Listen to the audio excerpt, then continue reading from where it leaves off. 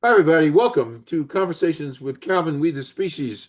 And I'm with Sarah Janzen. And actually, I've just looked at the time here. We've been BSing here before we went on air for like an We've hour. been chatting.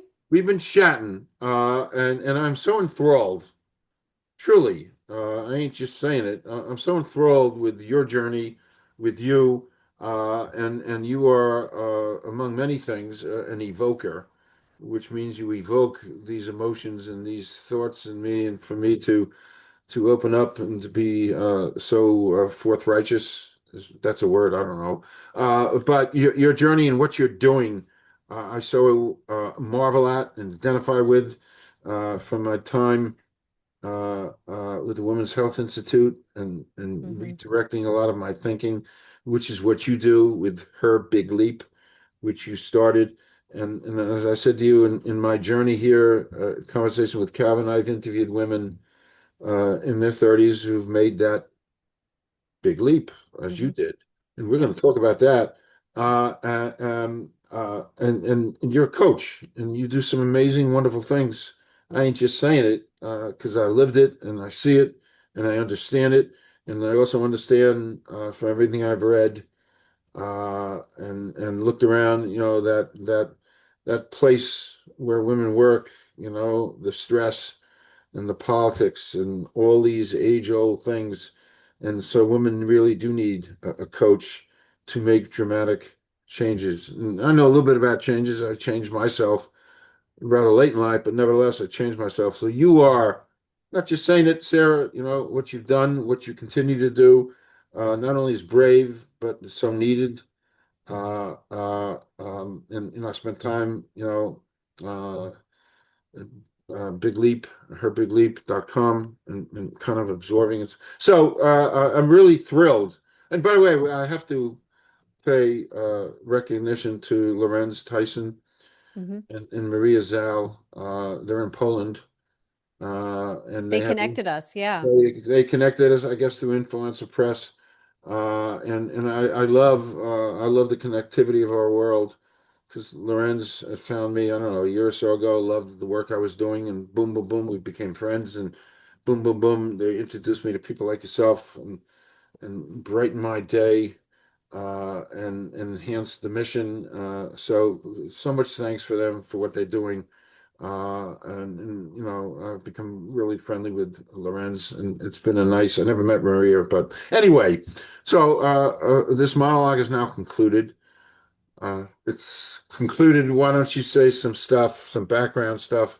Well, no, I just want to thank you, Calvin, for having me on. And just in our chit chat preamble to getting here on air, there are so many commonalities between your life and what you talk about in your work, whether it's the podcast, the books, just your life story, and what I'm helping women achieve. And that's really going after what you're here to do, not staying stuck in what society or your parents or your social network is telling you to do, but really following that voice inside. And I know you were telling me about how you were inspired to do different things and you can't explain it. You can't explain why. And even your wife is looking at you like, are you nuts? Right? Like, what are we going to do? But to listen to that voice, and what I help women do is find the next thing on the other side of that voice so they're not left scrambling. They have a plan, they have a path, and they have the not just inspiration, but the courage to go after it. Big word, courage. Mm-hmm. Huge Mm-hmm. word, courage.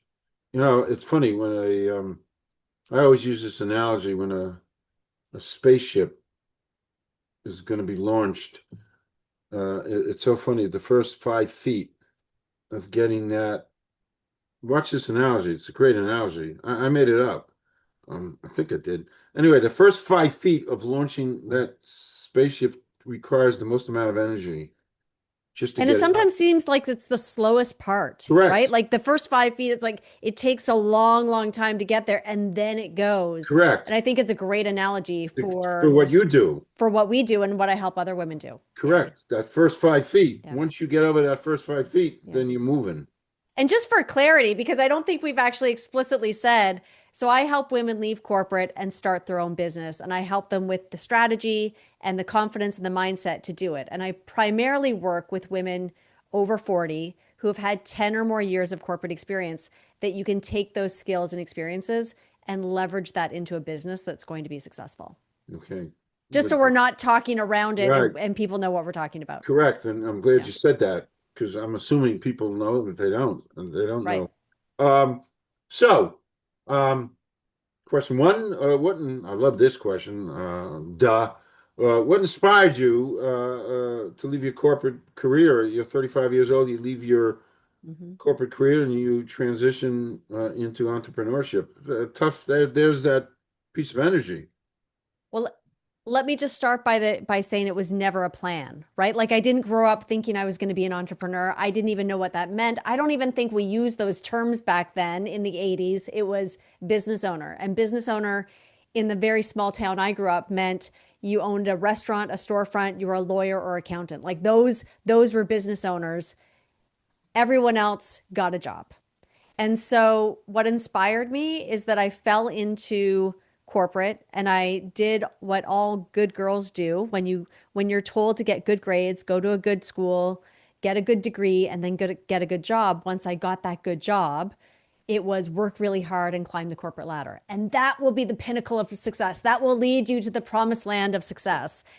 And 10 years in, I had been climbing the corporate ladder, been through a couple of mergers and acquisitions, worked really, really hard. And in my mid 30s, my career on paper was great. I was having, I had the great job, I had the expense account, the multi-million dollar budgets, the trips to Europe for conferences. Like on paper, everything looked great. And behind the scenes, my life was falling apart. I was moving cities for every promotion, which meant my social life was abysmal. My relationships were falling apart, and my health, because I was always traveling and stressed out, my body was falling apart. Whether it was, I was getting, my back was seizing up multiple times a month. So I was seeing a chiropractor multiple times a month Hmm. just to be able to get out of bed.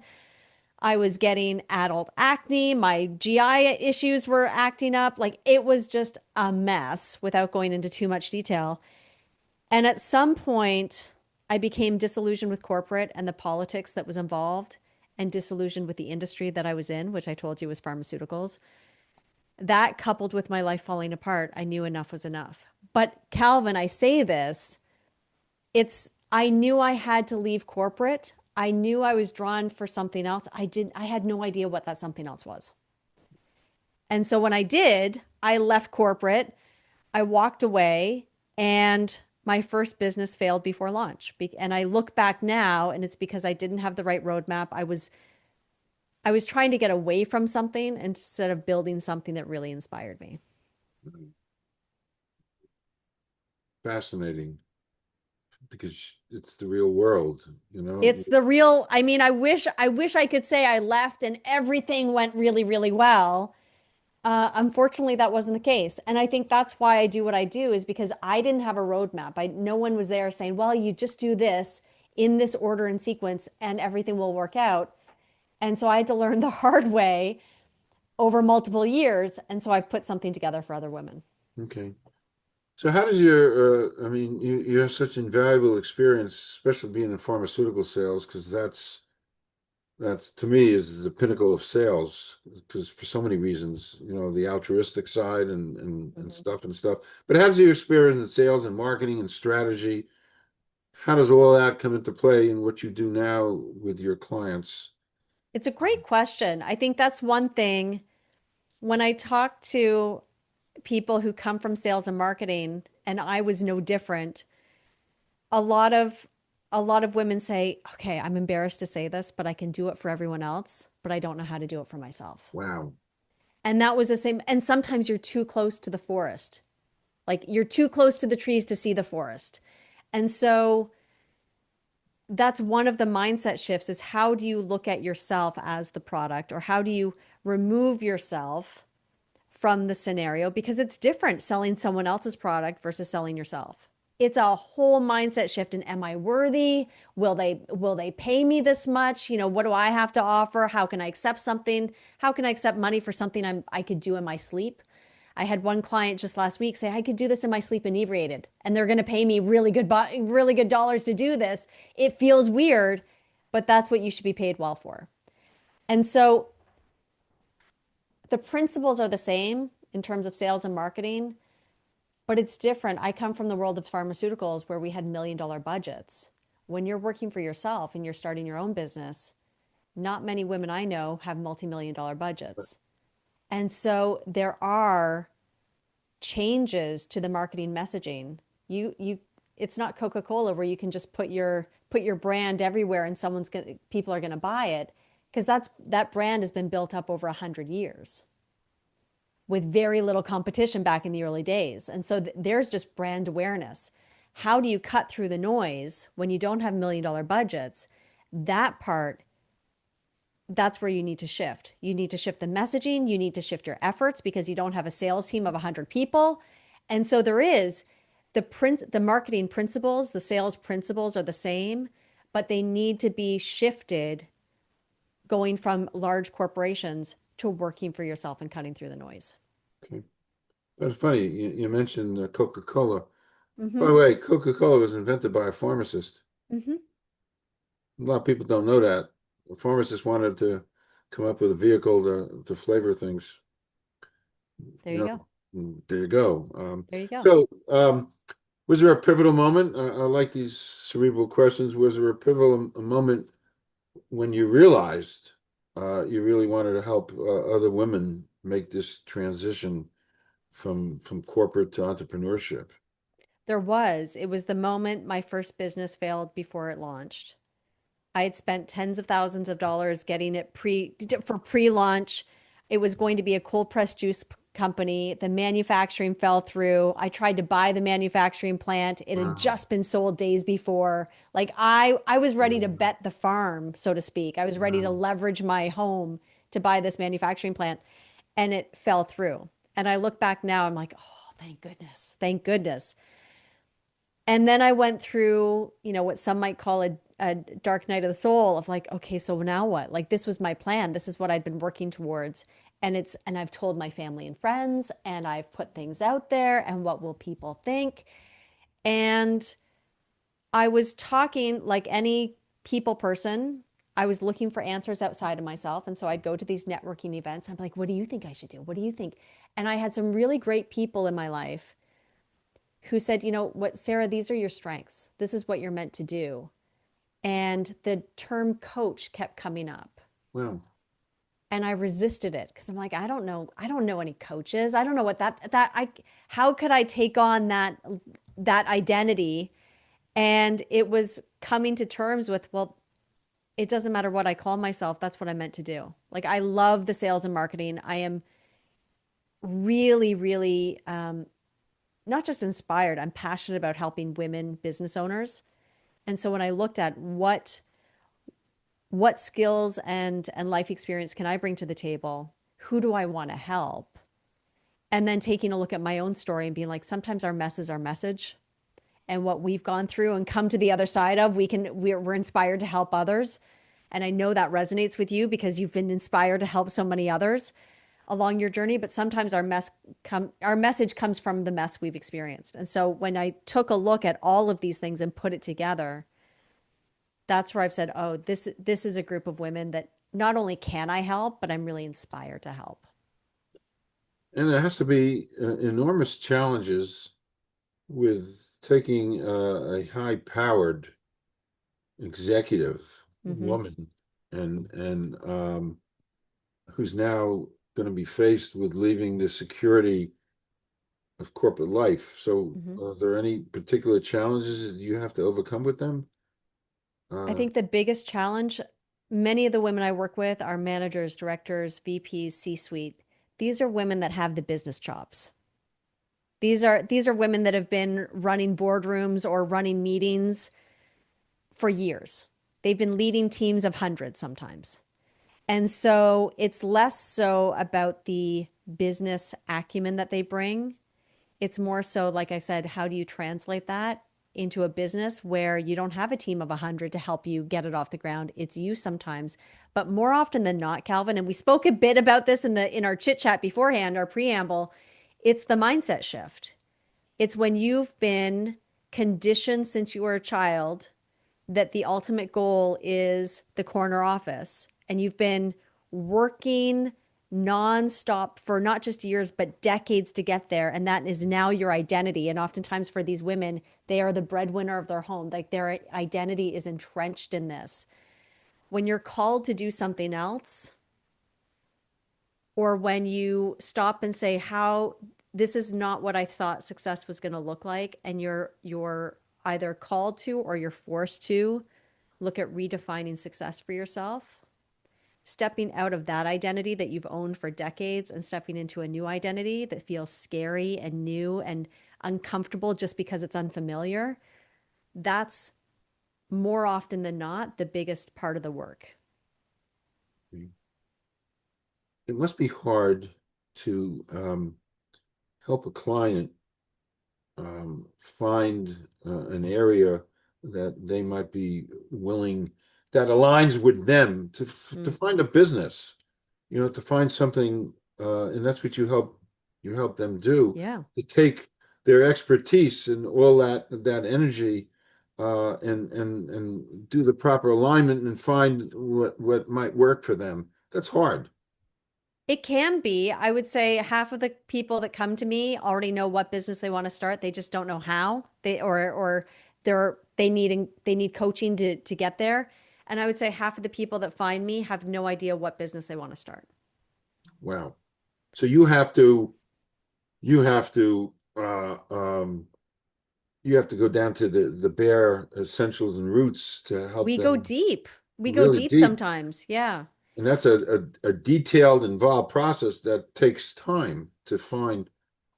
It it can take months, and with the right process, what we've done is we can get it down to weeks. And I would say the biggest thing, here's the elephant in the room that we haven't spoken about, Calvin, is that corporate today is not the corporate that we all knew 20 or 30 years ago. I've talked to so many people, and this was my experience 20, 25 years ago. My first job was great. My first corporate experience was fantastic. I felt valued. I felt like I was supported. The training was there. The women I talk to now leaving corporate who experienced the heyday back in the early 2000s, corporate's not the same as it was. Wow. And so, and I know you've been around the block, you've worked in and out of corporate, but the corporate of today is not the corporate of 10, 20, 30 years ago. And so the corporate today is oftentimes toxic, oftentimes very unsupportive, and it's whittled away at people. I'll say people, I work with women, but I would say especially women, their confidence, their self-worth, and their self-value. And so when we take a look at getting back to your original question, is it hard to figure out what business to start? At the core of it, the first place to start is, well, let's get you back to owning your worth, owning your real value. Because oftentimes when people are struggling to know where they want to go, it's because they've overlooked all of the skills and experiences that they've accumulated over the years because they've been told, or they've been, I'll say told, that it's not worth it, that their values and skills aren't worthy. Wow. And when you've been told that over years Wow. How do you by break that? different people that you trust and look up to, Wow. no wonder you come out and you're like, I have nothing to offer. Wow. When the truth is they do, they've just been told otherwise. Wow. So they're beaten down, not by Mm-hmm. design, but just by the normal flow of things. They're beaten down. Correct. Wow. And you look at this, and I've been asked many times, why is this happening?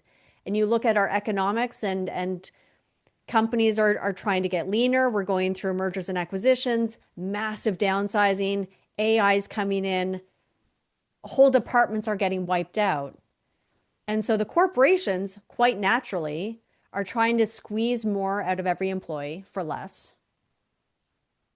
And everyone's being squeezed, and that pressure cooker of an environment, it just gets passed down and passed down and passed down. A little off topic. We talked about this a little bit before we went on air. Um, how the AI, how the world of AI is going to help you and going to help them. Mhm. Is that something that's palpable? Can AI, tremendously so? Absolutely. So I started helping women. I started my coaching business well before AI came on. And so one of the biggest challenges before then is how do you get, if you're a team of one, how do you do all the things? Or you're hiring VAs. Like I was literally just telling clients last week, like I was back in the day where anything you're putting up, I was buying stock photos for 20, 25 bucks. And you're like, oh, I hope this Wow. resonates with my audience. Wow. And you're investing just in one image, like 25 Wow. bucks an image. Now you Yeah. go to Midjourney or, any other AI photo image Wow. creator and like that. Wow. It's helping clients with copywriting, with their marketing, with, there's so many, and I'm just scratching the surface, Sure. but it's allowing a one man show or one woman show, I should say, to do so much more. Now, what it hasn't replaced is that internal voice and internal knowing. And I think where people go wrong is that they're using AI for the wrong things when they start a business. They're looking for answers instead of giving direction. Okay. I like that. I like that a lot. And like, I use AI and image and stuff, and I can't believe how much. And I'm a one man show too. Right. You're a one man show. I'm a one woman show. Well, I have a team now, but back in the day, I Okay. was a Yeah, yeah, one you're woman a one show. woman Yeah. show, and Yeah. it's hard. And I'm a one guy show here. Everything, all my writing, everything. There's nobody that can do. There's no delegation. I got to do it. And lately, with all the stuff that's on my plate, with the 35, 40 interviews I got to do between now and 10 days from now, I have to do it all. And Right. AI can't, but I do rely on it more. Um, is there a mind shift that women have to take when they're leaving that world and coming into entrepreneurship? I don't know if we Mhm. discussed this completely, but they got to have It's one huge. huge, It's yeah. huge. And we can talk about various areas. I mean, the obvious one is going from employee to entrepreneur, going from working for someone else to working for yourself. It's one thing to come up with all the great ideas. It's another thing to trust them and act on them because oftentimes you're sending the ideas up the chain. And now it's up to you to trust those voices that you so eloquently talked about in our preamble. You would get these voices, you acted on them. Not everyone acts on them. I think we, in our program, in the work that we do, we talk a lot about abundance thinking versus scarcity mindset. And so in corporate and truthfully in a lot of our culture, we are taught and ingrained and programmed into scarcity mindset. You look at the corporate structure, the better you get, the fewer roles there are as you move up the chain, the fewer opportunities. Entrepreneurship is completely the opposite. The better you get, the more opportunities there are. There's no competition because there's enough for everyone. And so even that shift when you've been taught to be grateful for the 2% increase every year, if the company does well, forget how well you did, but the whole company has to do well for you to, hopefully keep your salary up with inflation. There comes with a level of scarcity with that finite income. And when you are introduced to entrepreneurship where there's no cap on your income, it's just a matter of how you want to structure it to make more. That's a shift in mindset. And Hmm. it's a shift in how you trust and have faith as well. You're going from an addiction to certainty to a level of faith that sometimes people haven't leaned into ever because the uncertainty isn't there, but the upside sure is. Yeah, it's a great upside. It's a great It's upside. a great upside. My goodness. I kind of think of Martin Luther King, free at last, Hmm. free at last. Thank God Almighty, I'm free at last. Well, here's the Um, thing. I've had women match their corporate income in the first year of business. I've had women double their corporate income, and this is C-suite level income in the first year of business. And they're thrilled. They never thought it was possible, and they're thrilled. But just as rewarding is also hearing the women who said, "Ah, I get to pick up my kids every day after school and I don't have to send them to aftercare. Wow. I've developed a greater relationship with my kids or my partner because I'm actually able to be present." I had one woman who spent the summer consulting from Europe as her daughter, as she supported her daughter in one of the elite ballet schools in Europe, and was able to go there in person to support her daughter and be there with her daughter as she went for her dreams that she was never able to do as a corporate employee. Wow. I mean, this is redefining what success looks like for you. And for so many women, it's financial.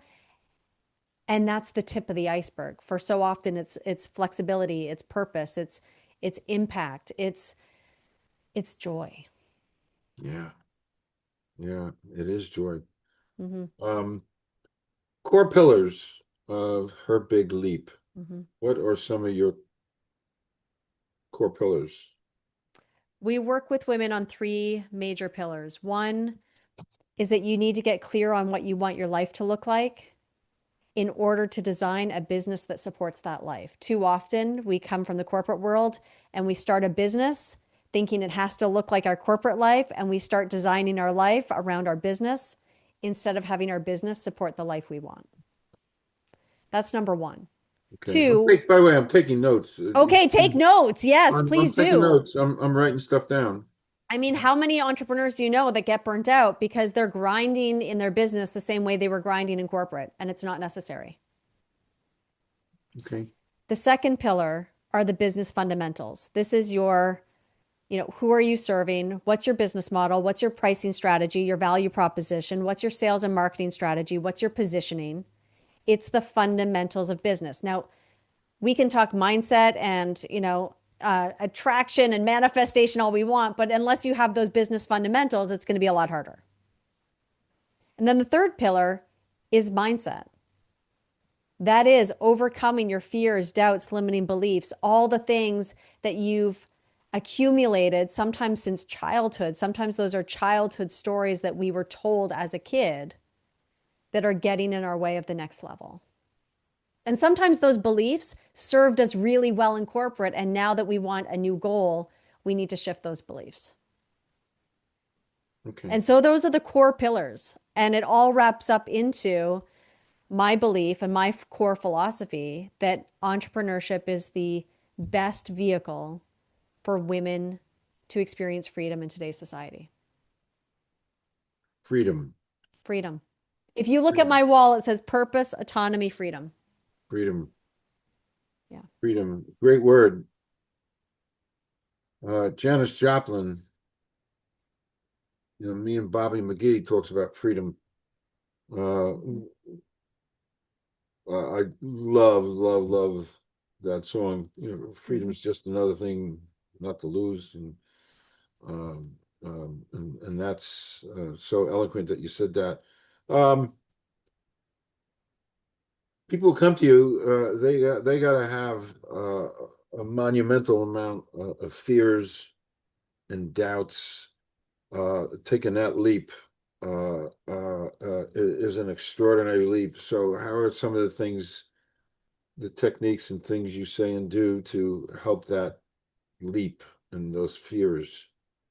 Great question. I mean, this is stuff we do over weeks. So the whole we work with each woman for 12 weeks or plus or minus, but 12 weeks. And then if they need extra time, we add extra time. I would say 6 of those weeks are focused on mindset in some way or form. And so that is going deep on your money mindset. What were you told around money as a kid? Were you told that money only grows on trees? Were you told that, there's never enough, rich people are evil? What, and if you think of, rich people are evil, you're never going to be rich if you want to be a good person. So these are we go deeper, and I mean, these are very cliche beliefs, but we go deeper on, okay, so what were you told as a kid, and what have you held on to that is preventing you from getting to that next level? I think having clarity on their business strategy gives women a sense of relief. We see that all the time. It's like, oh, I can see it now. Okay, this is doable. And when we help them break it down, it seems really achievable. And then a big part is building back their confidence. So many women right now are leaving toxic work environments that have just eroded their self-confidence Stripped them of and all that. building, say that again, Stripped them of self-confidence. Yeah, 100%. yeah. And so building that back up to knowing that they can take on anything. It's the, and I'm going to butcher this analogy or this, it's the bird doesn't trust the branch to not break. It trusts its wings to know that it can fly. I like that. So in other words, anything can be happening around you knowing that you can handle it. You'll figure it out. Do you have good segue? Do you have a dramatic, without revealing anything, the HIPAA thing? Do you have a dramatic success story? Somebody who made a really successful. You probably have a bunch, but I do. I'm like, where do I start? Where do I? okay. I mean, I had one woman walk away. The one of the things that holds most women to corporate is the dangling carrot in advance, the stock options that are going to vest in 1 or 2 years. I've had women walk away from 5-figure, multiple 6-figure vestitures Well, to start their own business because they just said, it's not worth it for my family, it's not worth it for my health. I have one woman who did just that, and then within a year, excuse me, within a year built from scratch a 6-figure coaching business, and she'd never been a coach. She was doing something brand new, and she built this from scratch, from no following, no, and nothing on Instagram, and she built this. I have another woman who doubled her C-suite corporate income. She was a CHRO and doubled it in the first year, and that was with a husband that traveled most of the time for his work, 2 young kids, wow. and she was dropping the kids off at work, dropping the kids off at school, doing her morning routine to take care of her, working for 5, 6 hours a day, picking the kids up, and then doing mom duty in the afternoon or in the evening, and still doubling her C-suite income. Wow. I spoke to you about the woman who took her daughter to Paris and London to support her dreams over the summer, making more in her consulting gig than, or consulting gig sounds minimizing, her consulting business than she ever was as a managing director. And so that's the tip of the iceberg. I had one woman who came to me last year. Her confidence had been completely shot. And I just caught up with her. So with all of my alumni, we meet on a monthly basis just to catch up Oh, and cool. do some coaching and training and building the momentum and supporting people in their journey. And I have women who sometimes I coached years ago and are still showing up on a monthly basis. But one woman we coached last year, and she's celebrating now that she has a consulting project where they're flying her first class to Bali for her consulting work. And she's like, I'm making more, I have more free time. She came to us a year ago, a shell of her former self, like a shell of herself. And now she's vibrant, she's living this dream life. And she's like, Sarah, I never even thought this was possible. I just knew staying in my corporate job wasn't an option. It was killing me. You know, what you're saying should be plastered on billboards for people to see. And I say people, both sides, both genders, what's possible out there. And again, that piece of energy, it's the hardest thing in the world just to get that first 5 feet. That's But it. That's yeah, it. And so we get them past the 5 feet so they're able to soar. And I think you're right, Calvin. And this is one of my things growing up in a small town, as I said, the only entrepreneurship wasn't a word, but the business owners I knew had a storefront, you were a lawyer, an accountant. I didn't know what was possible. I had no idea that this was a life that was available. yeah. And I think with Instagram we see more of that, but it's the lifestyle businesses where people are jet setting. Well, as a mom of 2 young ones, that's not what I want either. And so I think there's this quiet middle, and this is the piece that I would love to, this is the piece I would love to plaster on billboards. There's this quiet middle area where women, and men for that matter, but women especially, because I want women to know that this is possible, who are building and running multiple 6-figure businesses, but they're not on Instagram. Because the minute they're done serving their clients, they're picking up their kids and they're taking them home and they're having family time and they're taking care of themselves and they're not glamorizing it on Instagram. And so no one, because we don't see it glamorized on Instagram, we don't know it exists. Wow. You know, wasn't an Instagram person myself. Well, now you're on TikTok. Yeah, I'm on TikTok now, and I got a mosey on over, I think it just gave me a little kick and a little nudge, to do that. But I wake up now. I have a new ritual. I wake up every morning, and before I flex my knees to get out of bed. I look at reels, Mm-hmm. and oh wow, the stuff. And I don't want to get out of bed. I just keep watching these reels, and you know what? Um, it's interesting. The analogy is to the input. We can talk about this now. I marvel at my grandchildren. I marvel at them. It's a miracle of creation and all Mm-hmm. this stuff. And I look at their world of they're up, you know, certainly 12, 15 hours a day. In their world, they're 4 and 3. Mm-hmm. And their world is absolute total input. Every which way they come That's it. here, and boom, they're going to YouTube and they're looking. I monitor what they look at, obviously, Mm-hmm. but they're looking at Disney stuff and Elmo. Mm-hmm. But their world is input, not like my world. My world, it's funny. My world.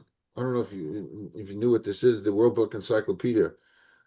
Growing, it was 18 volumes. That was my Oh, we had it. We had that encyclopedia. Yes. ah I mean, I grew up in the 80s. I know I mean, that's where yeah, all of our reports at school were correct, done with an encyclopedia. correct. I mean, it's a joke Mhm. because it's a I but what I'm saying, the species, our species, is going through one hell of an evolution now.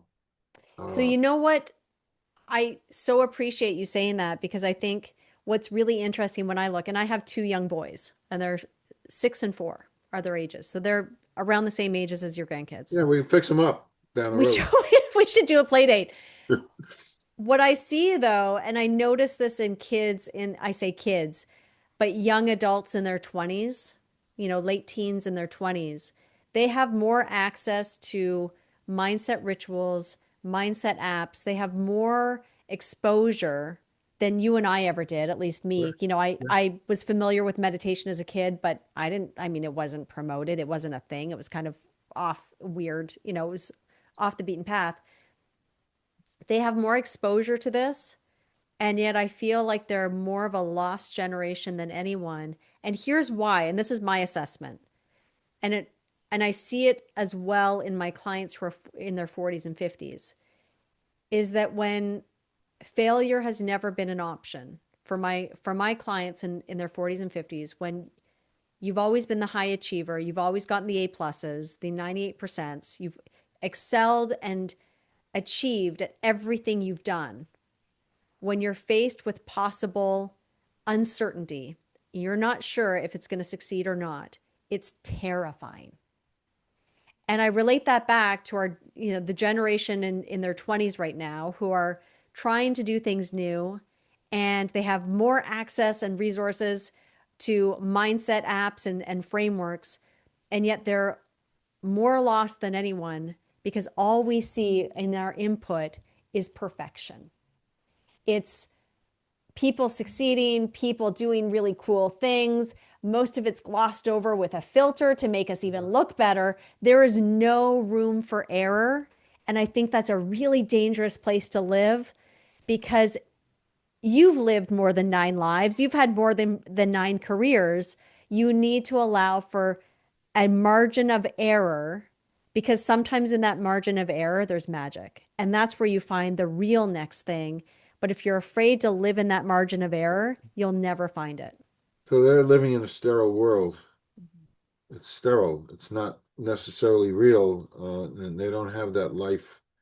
I taught Gen Zs, That's it. and And I only did it for one semester because it was too much of a challenge.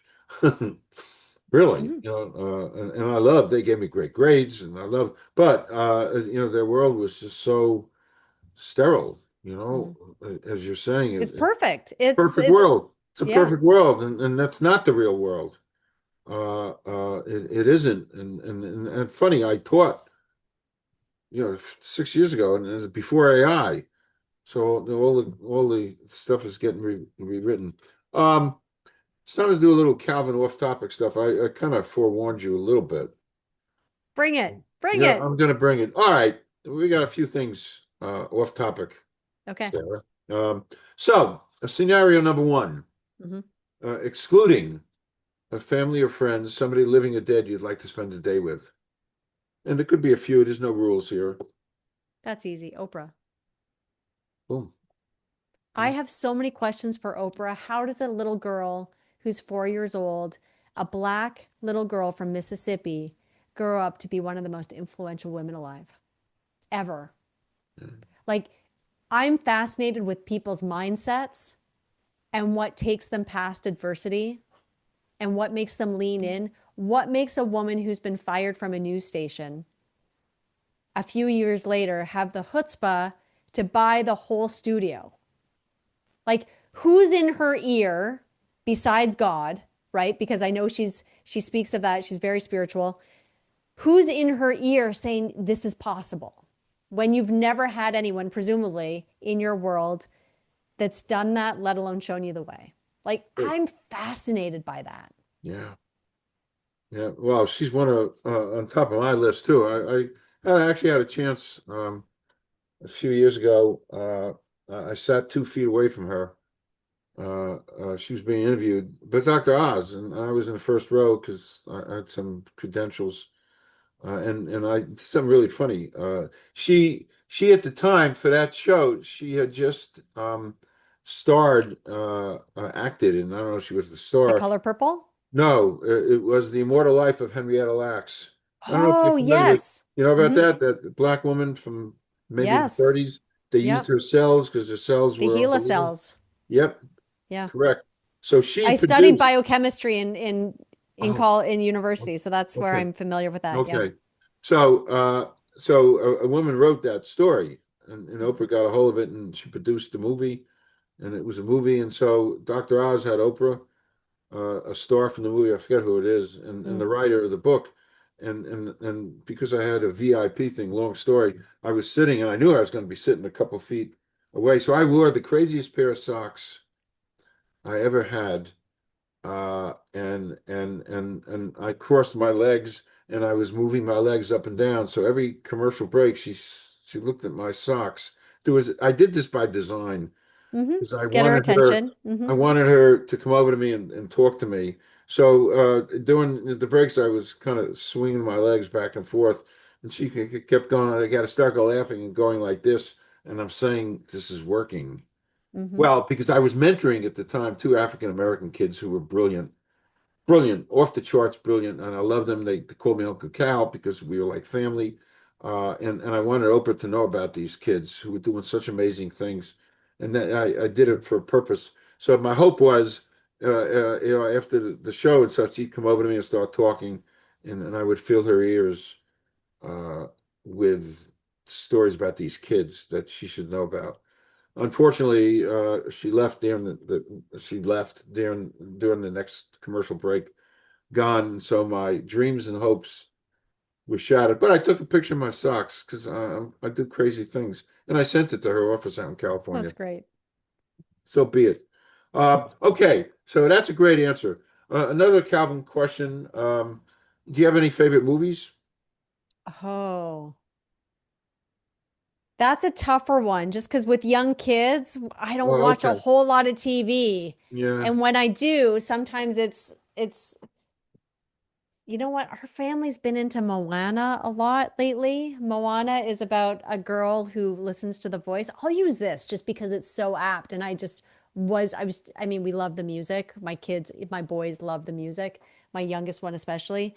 But it's about a girl who goes against her entire family culture and listens to the voice and really lives out the mission she's here for against everything. Like she's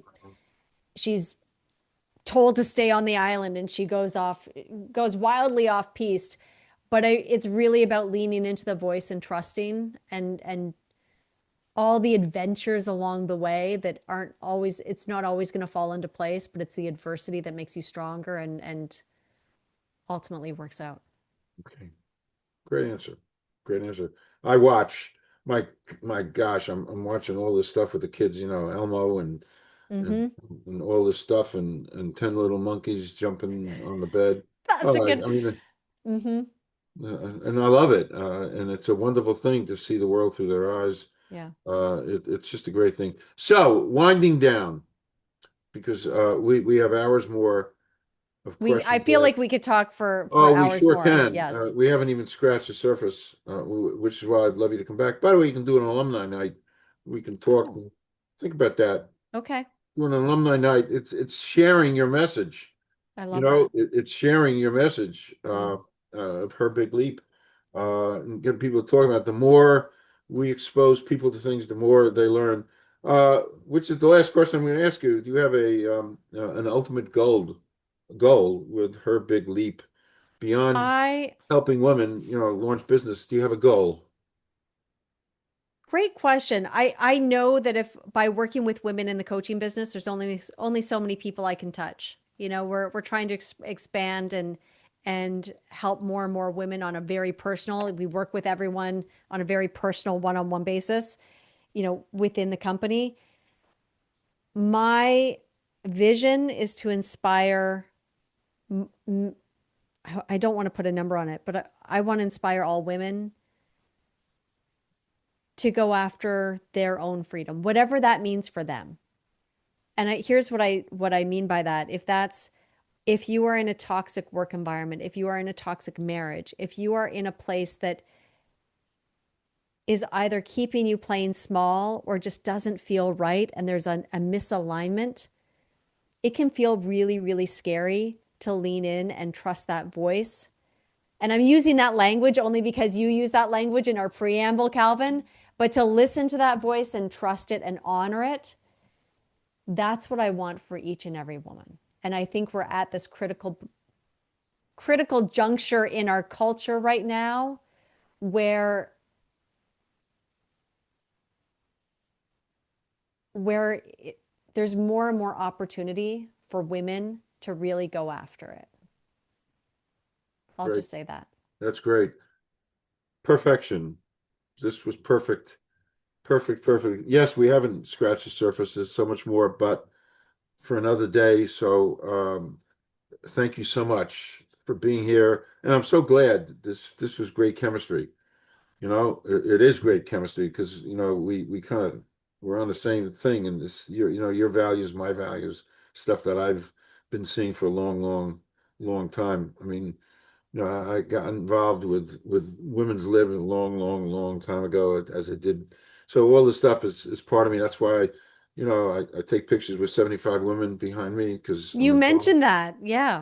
So, but anyway, it's so much alignment and stuff. So please do come back in any shape, way, or form because this was great. And you did make my day, as Clint Eastwood said in one of his movies. You did. Thank Thank you. you, Sarah. Thank Thank you you. so much for having me. You're creating such a great platform to share the message of great people doing great things. So thank you for the work that you're doing, Calvin. Well, thank you. Thank you. I'm just going to stop recording. We're going to do a 30-second wrap. Sure. Thank you, and to be continued.